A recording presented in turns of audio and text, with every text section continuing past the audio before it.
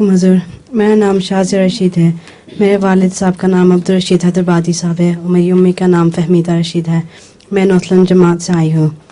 حضور، سورہ الاحزاب آیت 51 میں ہے کہ اسی طرح تیرے چچے کی بیٹیاں اور تیرے پھپھی کی بیٹیاں اور تیرے ماموں کی بیٹیاں اور تیری خالاؤں کی بیٹیاں جنہوں نے تیرے ساتھ ہجرت کی ہے، اور ایسے مومن عورت بھی جس نے اپنی جان کو نبی کے لیے ہبا کر دیا، بشرطے کہ نبی اس سے نکاح کا ارادہ کرے. یہ حکم خاص تیرے لیے ہے، باقی مومن کے لیے نہیں ہے. حضور، یہ حکم صرف حضرت صلی اللہ علیہ وسلم کے لیے ہے کہ صرف آپ صلی اللہ علیہ وسلم اپنے چچے، پھپھیوں، ماموں اور خالاؤں کی بیٹیوں سے نکاح کر سکتے، اور یہ حکم دوسرے مومنوں کے لیے نہیں ہے. حضور، اس کے اوپر کچھ روشنی ڈالیں. آپ اس کا مفہوم نہیں سمجھیں. سارے مسلمان اپنے خالاؤں کی بیٹیوں سے اور چچاؤں کی بیٹیوں سے شادیاں کر سکتے ہیں.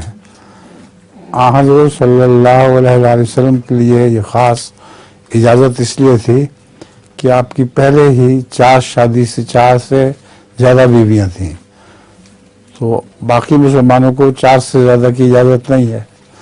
اس لیے رسول اللہ علیہ وسلم کو مخاطب کر کے فرمایا کہ آپ کو اجازت ہے، آپ 1 سے زیادہ شادیاں کر سکتے ہیں. جزاک اللہ. حضور، لطیفہ بھی ہے. لطیفہ جی. سنا ہے. ایک بچی بس کے لیے انتظار کر رہی تھی. ایک لڑکے آ کے بولا، چاند تو رات کو نکلتا ہے، چاند کو رات کو نکلتا ہے، آج دن میں کیسے نکلایا؟ لڑکی نے جواب دی، الو تو رات کو بولتا ہے، آج دن میں کیسے بول رہا ہے؟ اس کو الو بنا دیا بیچارے کو.